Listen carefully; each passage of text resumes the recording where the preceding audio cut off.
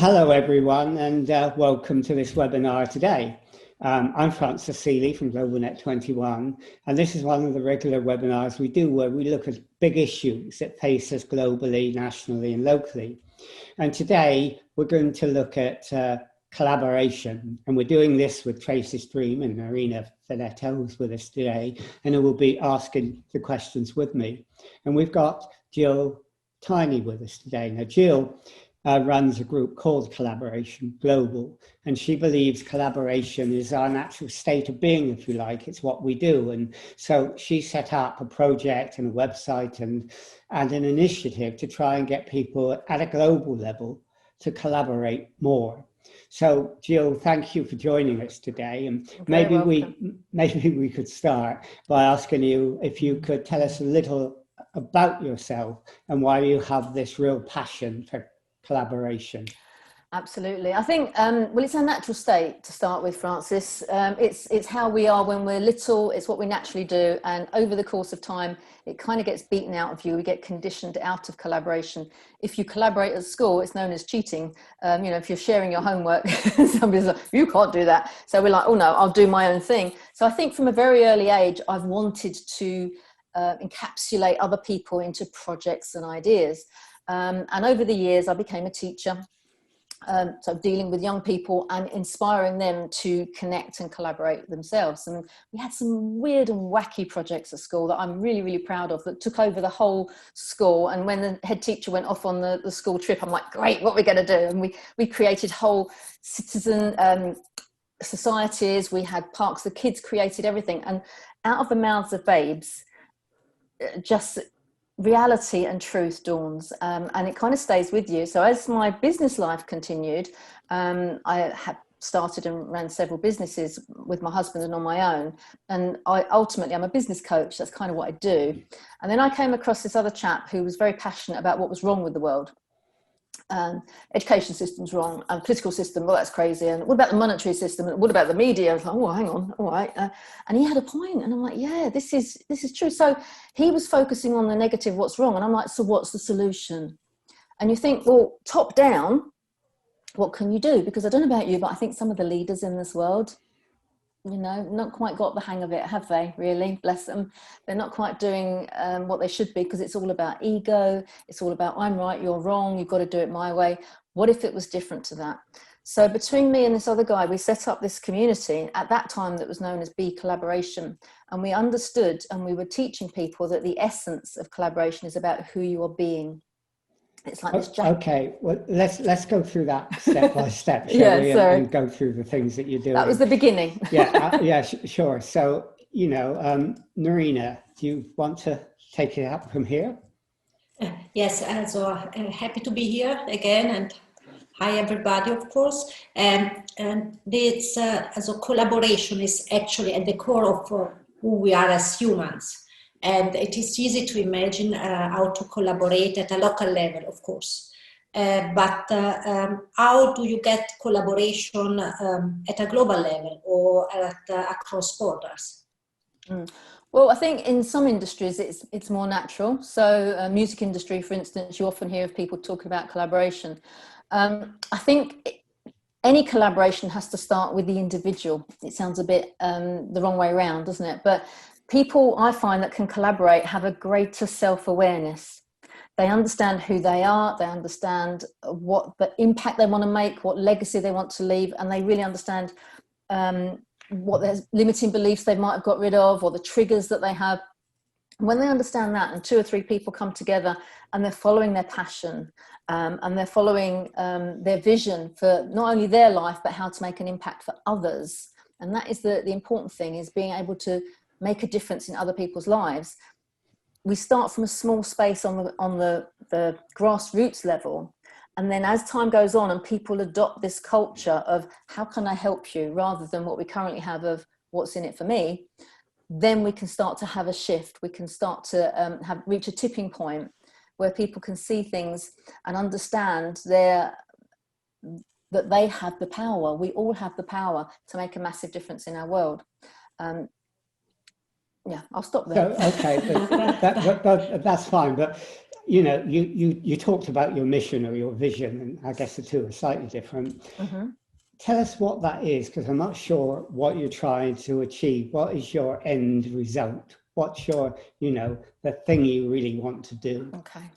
So, in very simplistic terms, I want to make the world a better place. Very cliche, right? But what I'm seeing on a daily basis is that I have the power, as do you guys, to make an impact and make a difference in somebody else's life.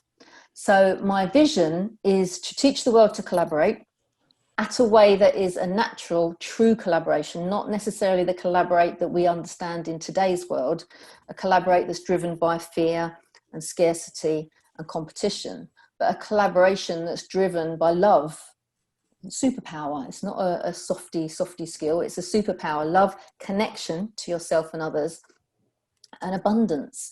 And we don't understand how to live in abundance today. So that's my vision, is to teach the world to collaborate in the true sense of collaboration. And my mission is to get it out there. So the more people that understand the culture of collaboration and how we create a collaboration and how we put a collaboration together and how we take what we've learned from a collaboration and pay it forward so that other people take our learning and utilize it and move it forward, then bit by bit by bit, the culture of collaboration, love, connection and abundance will then permeate to other areas. And imagine if schools had that possibility, if politics had that possibility. What if a politician didn't say, yes, but I'm right, you're wrong, but went, oh, actually, you just made a really good point. I hadn't thought about that before. Do you know what? I'm going to see if I can. It would be a what? Yeah. So, yeah, carry on. No, Gilly, this is, I think it's a great vision, and it's of course a challenging mission, because I think that many people right now are speaking about making the world a better place, changing the world, and collaboration is at the top of it. Of course, we have to collaborate, we are all humans, but what is the secret, or what is the recipe of what are you doing concretely to achieve this? Okay, so we have a community called that's known as Collaboration Global, and that's where we practice what I'm talking about now.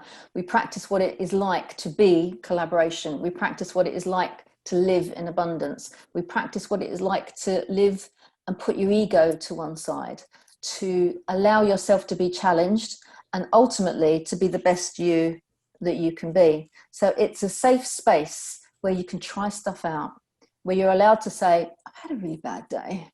Business isn't great, I need some help. And also you're allowed to come forward and go, do you know what, I think I can help you. Do you want me to see if I can help? It's like the family that you've always wanted, from the point of view that nobody's going to go, oh, what are you doing that for? That's ridiculous. You don't do that. That's mad. Why would you do that? There is no judgment. There is no condemnation. There is support and there is openness.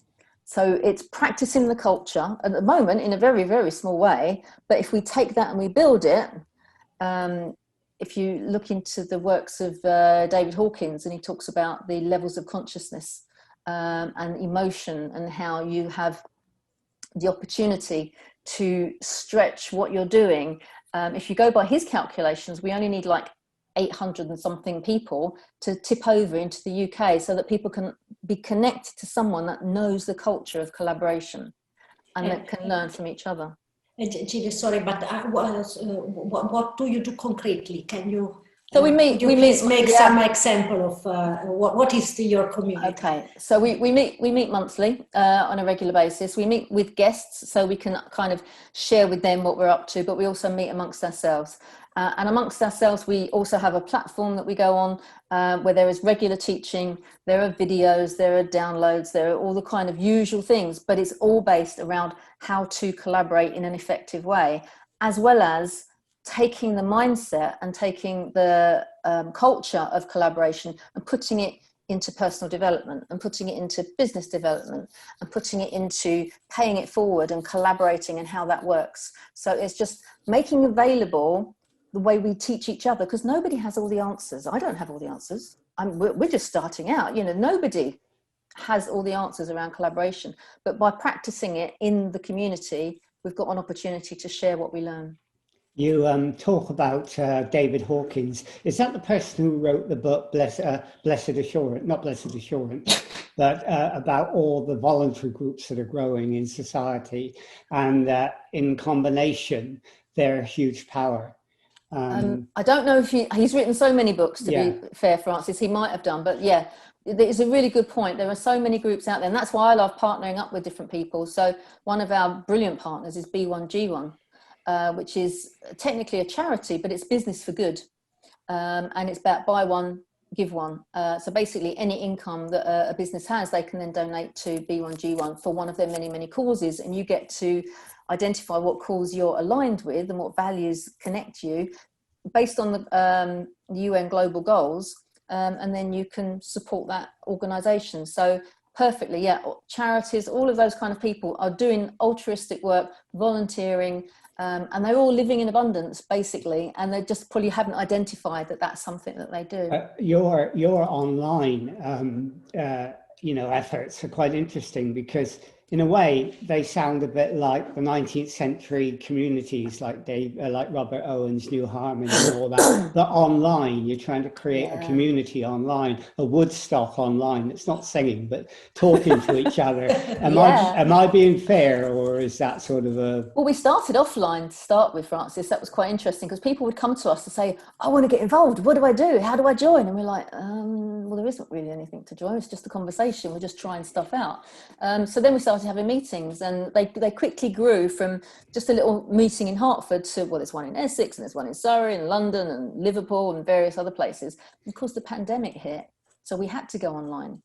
The best thing that ever happened to us, I hate to say it, but I was trying to get people to come online to our meetings and stream our meetings live when we had them face to face.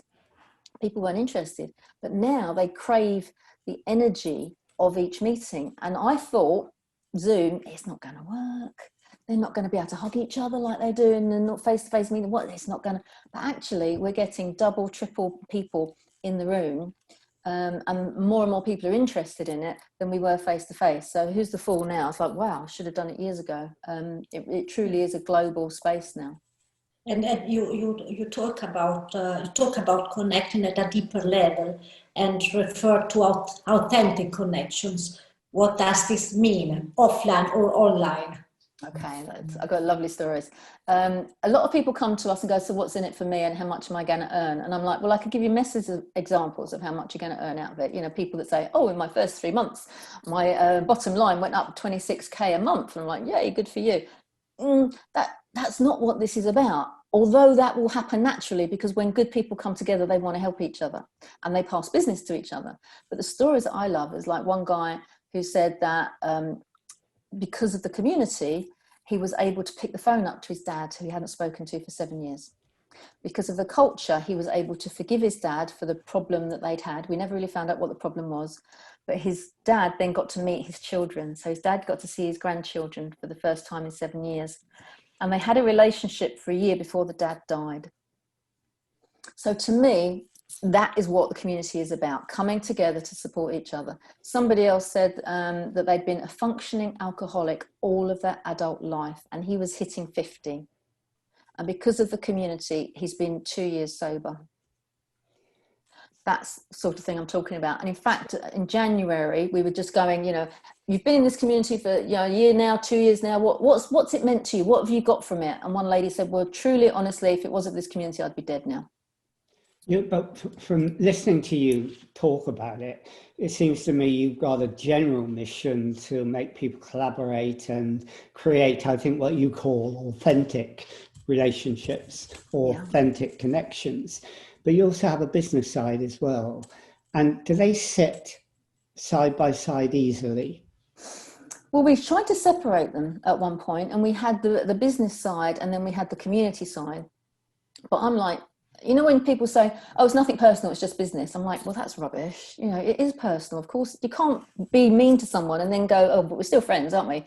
So for me, I've kind of involved the community, the business side of it into. So now when people present, when our members present to the community, we record that and then we bundle that up and we can turn it into a course for them. So then they put courses on and then they can sell that course. And then as a thank you, we get an income from that course that they might be promoting. But at the same time, we'll promote it for them.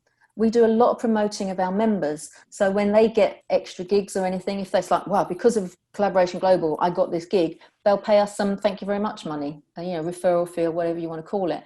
We're not organised in that way as yet, but quite often people will say, well, because of you guys, I got this gig, so thank you very much. It's also, as far as Collaboration Global is concerned, a business in that we charge for membership. But that's only to keep it the bare minimum to cover our running costs. So we're not out to build a business and sell a business and make loads of money. This is a lifetime ongoing commitment, because it's just the space that we're holding so people can come together. At some point, we will be putting together courses that are how to collaborate from our learnings that we've got so far. We've got a book that's coming out in a couple of months that will be the beginning of that. So eventually we will have courses and a lot more available, but at the moment it's just a platform with ongoing teaching and training that's going on for the members. Okay. And as I understand correctly, it is creating a community, and there are many communities out there. There are religious communities, and what is it might sound crazy, but what is your credo? What is special in this community? And on the website there is a Collaborator Academy and Collaborator Pro. So what is in the community, and what are the differences of being part of the community? You probably have to ask the members what the differences are. But so the Collaborator Academy is the teaching space. So if people don't want to be promoted, so sometimes people don't have a job, they just come because they like the vibe and they like the buzz and they want to learn for themselves, they would go in the academy. And they would just learn. But if you want to be a Collaborator Pro, which is like a professional, you're learning about how to collaborate and you're taking that out there to the world, then we start promoting you. So we have an online publication that you can write for that we'll promote. We have a podcast that you can speak at, we'll promote. You can promote to the community. You can so all of those things that we will put together. So it raises your profile. We get to know more about you, and then we can help you in your business or whatever your passion is. So, for example, one of our members, his day job is recruitment, but his passion, he's come to the community that he shares, is he's writing a book around kindness. He believes that kindness should be a big focus for everybody, whether in business or not. And as a result of that, he wants to do a walk from John O'Groats to Land's End for the Spina Bifida Society, because he actually suffers himself and he wants to be able to do the walk before he can't walk anymore. So you never know where these things are going to come from. So we ask people to come with their passion. It doesn't have to be their day job. If you're an accountant and you're like, yeah, that's what I do, that's how I earn my money, but I'm really passionate about helping young people in education to understand their numbers, well, let's see a way we can help you do that. Let's find other people that are passionate about that. 3 of you get together, go off and create something. We've had people do that, workshops, games for young people that are helping them on a regular basis. And it's not even to do with their day job, it's just what they love to do. So if people come and their day job is their passion, hurrah, let's see if we can promote you and get you out there and let more and more people know about you, because we know that you're aiming to make an impact on the world. You want to make a difference in the world. So we want to magnify what you do in that. So that's kind of the difference between the two areas of the community. And there are people in Facebook that just come because they like the energy and they hang out with us and they come to the meetings as a guest, and that's great. Let's just come and enjoy. But sorry, what with this academy, what kind of courses could I take, or what could I learn? So basically it's a personal development space. So we have basically something going on every day of the week. So you have accountability, there is a follow-up accountability, there's videos every Tuesday posted, and each month there's a different theme. So 1 month is personal development, 1 month is business, and 1 month is collaboration.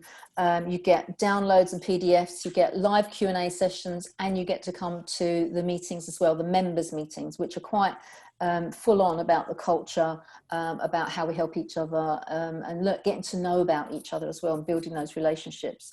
So the academy is kind of, if you're a bit of an introvert and you don't want to be on camera and you don't want to be at the front of the room and you don't really want to promote your business, you're okay, thank you very much. That would be the academy, would be perfect for you.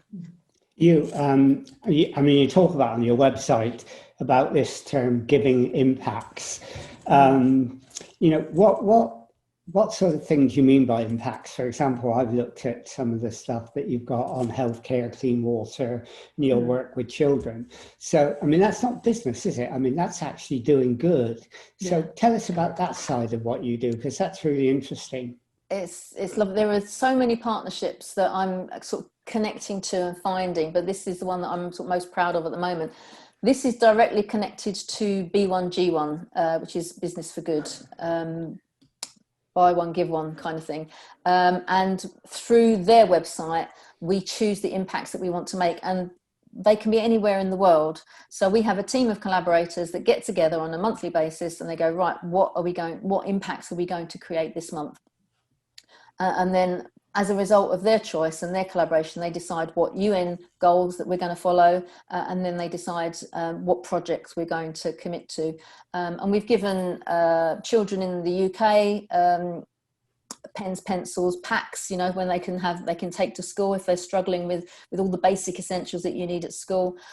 We've given fresh water to villages in Kenya. We've made impact for a year for medical supplies to, I think, a village in Malawi. So they vary all over the place on different, some is education, some of it's about health, some of it's about growth, planting trees.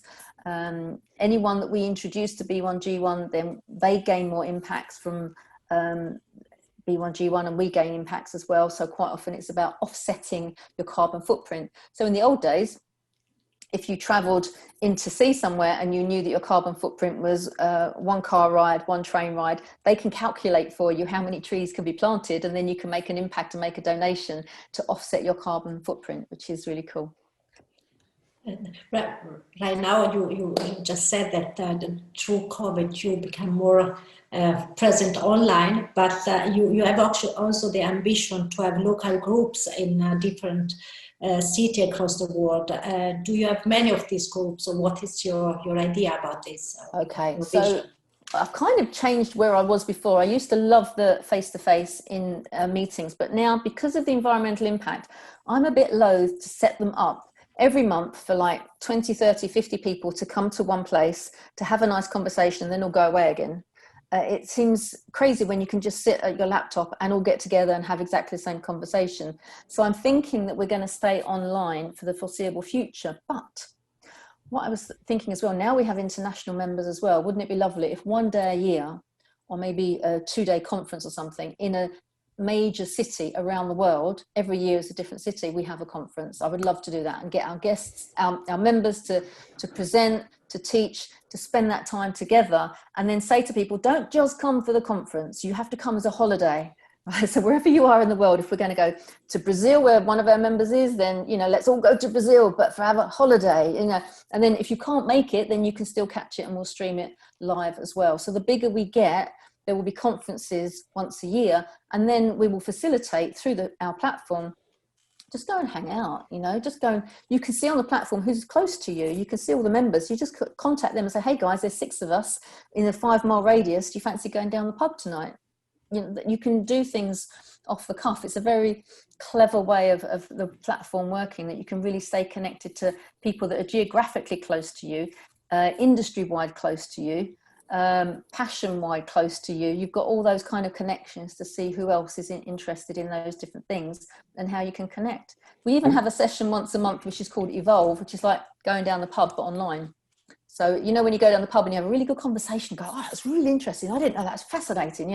When you talk about Black Lives Matter or Me Too, or to wear a mask or not to wear a mask, we have a session once a month like that. So you choose the thing and we get together. So if you go down the pub online, do you have to have a glass of wine or a glass of beer in your hand just to make it obligatory? It's not obligatory. Yeah, we usually do. Yeah, but the other thing I noticed, you there's a site called Big One. Is that you before you started Collaboration Global, or is that someone you collaborate with? Because I noticed you had a project there on human trafficking that was really interesting.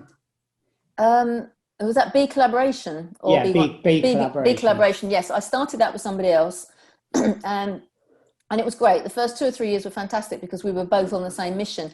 But he's very much committed to waking people up about the problems in the world, and I'm very committed to, well, how are we going to solve that? So we were kind of going like that in our ideas and where we wanted to go. So last November, we agreed to go our separate ways. So he kept the name of B Collaboration and I created Collaboration Global. So he is more down the line of, should you vaccinate? Is the pandemic a real thing, or is it just hype and media or politics? And so he's quite dense and deep into some of his thinking, which is fascinating for people that are into that. So a lot of people will lean in that direction, but we're part of the love, connection and abundance group. It made me think that when you talk about collaboration, do you also talk about not just the collaboration of individuals, but bringing organizations together? Are you looking for partners, collaborators, organizationally? Absolutely, yeah. And how are you doing that? Well, a lot of it is through LinkedIn, God bless LinkedIn, which is how you and I met. And a lot of partnerships have come as a result of that. So one partnership is the Influencer Academy with Jonathan Holton. And he, loving what we are doing, has gifted to us some of his elite program so that many of our members can now learn at a minimal cost. It's a £3,000 program and they're paying like, £100 for it. But he's gifted it to us because he wants them to be able to be as proactive around Collaboration Global as possible. So at the same time, we then promote what he's doing so that we get as many people as we can onto his program. So there's, the classic win-win, you scratch my back, I'll scratch yours. But also there's more coming out of it because all of these people that are now learning about LinkedIn, because that's what his program is about, they're getting their voice heard on LinkedIn, and then they're going to be telling more and more people about Collaboration Global. So it's like this little triumvirate going around of how we're all helping each other because of that partnership. So I'm constantly on the lookout for things like that, because once we're aligned, in fact, when I first spoke to Jonathan and he started talking and I said, so what do you do? And he went off, a bit like me, for about 15 minutes.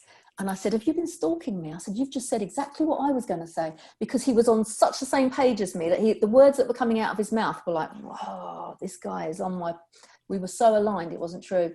And it's those people I want to grab and take and say, how are we going to work together? What are we going to do? Let's make it happen. And that's what I love doing.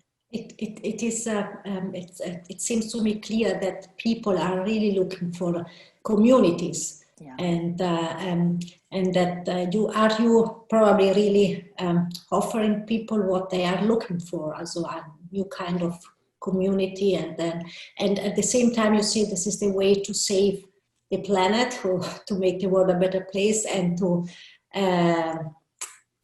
how do the two things go together? Yeah, I mean, it's only since the pandemic that I think people are acknowledging that community is so essential, because that's when we saw it all come together. I mean, I don't know about you guys, but on that Thursday night at 8 o'clock, when you went outside your own front door and you were bashing the saucepans and a round of applause for the NHS and all the care workers, it made you kind of look around and go, yeah, this is my community. These are my people. This is what I have been missing. Because up until then, I would say to people this time last year, so what's your neighbour's name? They're like, what do you mean? I said, well, what's his name? Well, I've not been there that long. I don't really know. I said, well, how long have you been there? Oh, not long, only about 18 months, 2 years. Didn't know the neighbour's name. Now, to me, it's like, why would you not knock on the door and say, hello, I moved in today? Those simple things. And my neighbours, I mean, I give them the Neighbour of the Year award. They're just so amazing. We get on so well. But community is something that we had stopped looking at. We'd stopped appreciating. And we talk about community online, and it doesn't really happen, but it's community that pays it forward and helps you. And it's like, they'll do something for you without so what's in it for me? That's the difference. It's not that, well, I'll tell you, but you've got to pay me first. Or that's my IP, so I'm not going to give it away. It's like, well, actually, it's all out there. There's nothing special that you've got in your brain that's going to make that much difference.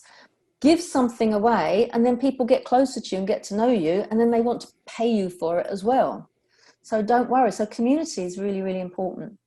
Okay, so you talk about community being important, and we could go on talking for a long time, because it seems to me that you have a cascading number of activities, and it must be incredibly difficult for you to keep a focus very often. And when you do community, you can go off in all sorts of tangents, and it's difficult. Well, soon we come to the end of it. Maybe you could tell us, if people who were interested in what you were doing, wanted to find out more, how do they do that? How do they make contact with you? Thank you. Well, the easiest way is to go to the website, collaborationglobal.org, ORG, or go to Eventbrite and search for Collaboration Global, and you'll see our meetings. And we have a meeting for guests once a month. It's always the last Tuesday of the month. It's 3 till 5. Come and join in. Come and have some fun. It's 2 hours. Everyone says it goes in the blink of, I can't believe we've been here for 2 hours. It feels like we've only just, because it's different, it's fun. We have a giggle. You learn so much, and just experience what it feels like to be in this space of openness, of abundance, of really quality people that are willing to share their best stuff. They want to help you. They want to make a difference to you. Even if it's just that one meeting you ever go to, you get to experience what it feels like to be part of a Collaboration Global community. If you want to know more, just email me, Gill, Gill, at collaborationglobal.org. And I'm more than happy to have a little chat, set up a Zoom call as well. It's just taking that step and going, is this a networking meeting? Oh, it's not really, but it's different. It's just different. Take the lenses off of what you expect, and just be open-minded and have fun. Okay. Well, thanks. That's great. And, we've sort of come to the end of this now, and it's been really interesting. And as I said earlier, we could go on and talk about a lot more things. People know how to contact you now, and they know how to find out what you're doing. And I'm sure quite a lot of people would be interesting, because your journey of creating community and moving from real-time meetings to online meetings, to how you can then experiment with more face-to-face meetings and create those authentic connections that you want, I think is really important. So, thank you for, doing this interview with us, and thanks, Nerina, for helping as always and asking some really interesting and important questions. Thank you very much. And, I hope we'll talk again. So thanks, Thanks, Gill. Francis. Thank you very much for having me. Oh, well. Thank you, Francis. It's been a pleasure as always. So we'll end this interview now.